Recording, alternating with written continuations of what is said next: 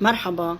لازم تسمع الفيديو اللي قبل ده عشان ده تكملة للفيديو السابق. احنا قلنا كده دلوقتي ان ابراهيم المفروض ان هو اخد التقارير. احنا قلنا في الفيديو السابق ان هو المفروض اخد التقارير اللي هي اخدتها له بنت شفاعات، اخدتها منه وراحت وداها للدكتور. فده كان رد الدكتور عليه. عشان نجي اعمل المسح الزري محتاجين التحليل. عشان نجي اعمل المسح الزري محتاجين التحليل. المفروض ان انا كنت رايح اعمل وظايف كده واعمل سكر. موافق وهنروح للدكتور محمد شكري بنضطر ان شاء الله اعمل العمليه. الموضوع مش سهل، تحويل المصاري دوت صعب جدا، واي كلام هيقولوه الجراح انا راضي بيه والحمد لله والشكر لله، يعني زي الفل. فادعوا لي ان ربنا يعدي الفتره اللي جايه على خير. النتيجه هتطلع بكره، بس انا خايف اروح اجيبها، فعشان كده هبعت مراتي تروح تجيبها، عشان انا مش عايز اروح انا اتصدم، عشان انا مش حاسس ان في حاجه كويسه، عشان ما تصدمش. هي اللي هتروح تجيبها بكره باذن الله. انا مش منين الصراحه. كلامك هي التقارير كده. الدكتور قال له عملية واحد الهرم بينكمش، واحد الورم عنده بينكمش زي ما قالت التقارير، زي ما قال الدكتور أشرف. عايزة أعرف عملية إيه اللي يعملها، إيه العملية اللي يعملها. وبعدين النهاردة لما يكون واحد المرض عنده أصلا بينكمش وعنده المرض بيتقضي عليه أساسا، وإن الولد ما شاء الله عافيته فيه وشه زي البدر، يعني ما شاء الله وزنه يعدي 80 كيلو، ايه اللي يخليني ان انا افتح بطنه واعمل وادور فيها واخد عينه؟ هو ينفع واحد يكون اصلا الورم بيستجاب للعلاج انا افتح بطنه عشان اخد عينه؟ هو فتح بطنه والسلام؟ هو فتح بطنه وخلاص؟ طلب مني اشعاعات تاني رنين على كتفي.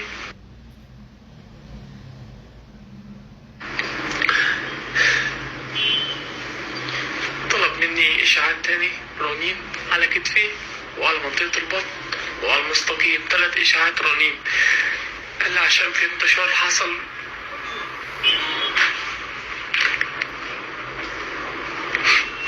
الحمد لله والشكر لله. انتشار حصل ازاي؟ وده واحد بيستجيب للعلاج، ازاي الانتشار حصل؟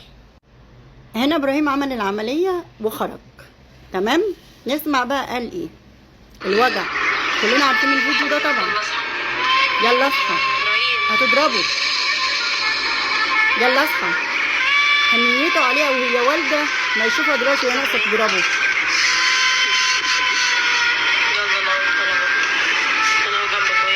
احنا كلنا عارفين الفيديو ده وشفناه طبعا، تمام. هنا بقى المفروض هي طلعت بعد العمليه، طلعت تقول ايه للناس؟ ركزوا واسمعوا. طلعت تقول ايه للناس؟ كارثه. ازيكم يا شباب، عاملين ايه؟ الناس اللي عايزه تطمن على شيكا طلع من العمليه، دخل الرعايه المركزه. شيكا لسه ما اطمناش عليه وحالته ما استقرتش. شيكا دخل عمليه اضطراريه، احنا ما عملناش تحويل المسار اللي كان شيكا لازم يعمله من الاول عشان ننقذ حياته. احنا رايحين فين؟ عمليه اضطراريه ايه؟ واحد عنده كانسر، عمليه اضطراريه ايه اللي يعملها شيكا؟ ايه هي العمليه الاضطراريه اللي شيكا هيعملها؟ شيكا واحد عنده كانسر، يا حميد يا خبيث. تقارير قبل ما ترجعي له بتقول انه حميد وبيتعالج والراجل بيستجيب وبيتعافى، بعد ما رجعتي اصبح بقى منتشر وخبيث وعمليه ما نفعتش ودخلنا عملنا عمليه تانية. يعني بصراحه توهان. هنسمع هنا بقى شيكا بعد العمليه ايه اللي حصل، وركزوا في كل جمله بيقولها. اسمعوا وركزوا. دخلت العملية وانا نايم قبل ما يدوني البنج. الدكتور قال لي ابراهيم انت مؤمن بالله، انت ممكن ما تطلعش من العملية. قلت له دكتور توكل على الله. مضاني اقرار، خلى مراتي تمضي الاقرار، قال لها خرج لها بره، قال لها ابراهيم من ايد ربنا، يا يخرج من العملية ما خرجش، امضى الاقرار ده. مضت على الاقرار. هو قال لي هنعمل فتحة، هنفتح بطنك ونعمل استكشاف. ننفع نعمل العملية، نعمل لك تحويل مسار عشان الانتفاخ والانسداد، ننفع ما ينفعش هنقفل تاني ونرجع تاني وتعيش زي ما انت كده وانت وحظك بقى وتحدى الدنيا وربنا معاك. استكشاف، مش عارفين استكشاف. هنا بعد العملية الشيكة نسمع. والله ما بلحق، والله مش ملحق، والله ما بلحق افوق. يعني كل دلوقتي جرح تحويلة المسار والجرح بتاع الخياطة الدبابيس كلها بقت صديد، نايم على صديد. يعني ربنا يسترها ويعدها على خير.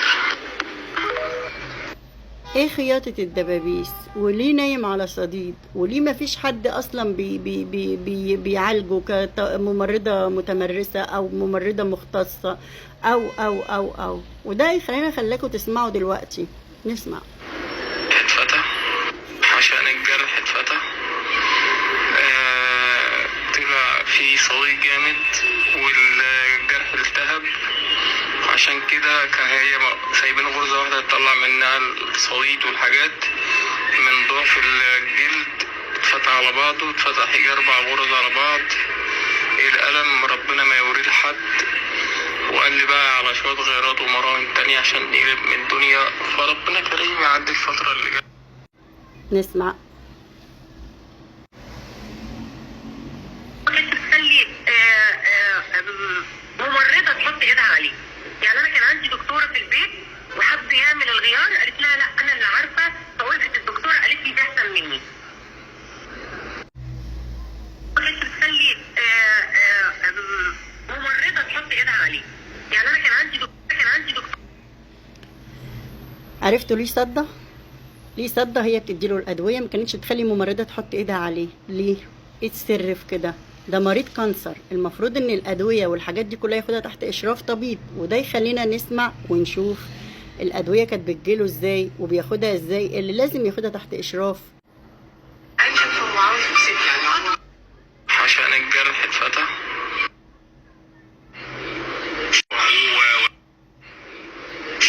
ساعده ماديا. انت لسه بتقول لصاحبه واخوه ساعده ماديا، يعني كان بيساعده ماديا. كان بيجيب له مسكنات،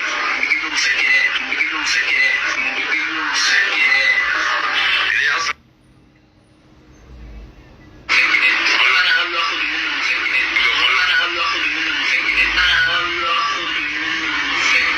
محمد ايهاب بيقول على قفشه بيجيب له ادويه هو يقابله بيها بره ياخدها ويديله مسكنات من غير اشراف طبيبي ولا تولى المسألة، والبنت نفسها ما كانتش بتخلي ممرضة تحط ايدها عليه. يعني انا كان عندي دكتورة في البيت وحب يعمل الغيار، قالت لها لا انا اللي عارفة، فوقفت الدكتورة قالت لي ده احسن مني. ابعتي فسيخ لشيكا دلوقتي حالا مع الانشف وعاوز فسيخ، يعني اطلب الاوبر في ثانيه ويتحرك. ومره يخش يقول لي الدكتور بتاعي لما انا قلت له انا كلت فسيخ بيقول لي انا نفسي ادوق الفسيخ اللي انت دقته. بتجيب له فسيخ، بتاكل مريض كانسر فسيخ، غير العزله عن اهله، غير العزله عن اخواته، غير العزله عن ده، غير كذا غير كذا. تطلع بقى تعاير، تطلع تسب، تطلع تهدد، تطلع تدعي ادعاءات باطله زي ما بتقولي انت عندك بنت وعندك والكلام الباطل اللي هم يقولوه ده. ابراهيم لو ما اتاخدت منه اعضاء فهو تعمد حقن جسمه باشياء سامه. ده مش شكل انسان طبيعي ابدا ابدا ابدا. الفيديو اللي قبل ده والفيديو ده بيوضح لكم كل شيء ما قبل وما بعد. وشوفوا الصور واعملوا سيرش وركزوا كويس. ومش كل حد يطلع يولول ويصرخ ويعيط ويعمل والكلام ده كله العاطفه تاخدكم معاه. لا، في افاعي سامه كتيره عايشين وسطنا بجلد ناعم، لا تربية ولا أخلاق، عبيد للمال وفقط. تطلع تعايرك بالسن وتقول لك أمي عندها 47، بتدور لها على عريس ولا عايزة عريس تاخد منه كليتها ولا إيه؟ ما احناش عارفين إيه جاب القلعة جنب البحر. ربنا يكفي الناس شر واحدة زيك. أفعى سامة.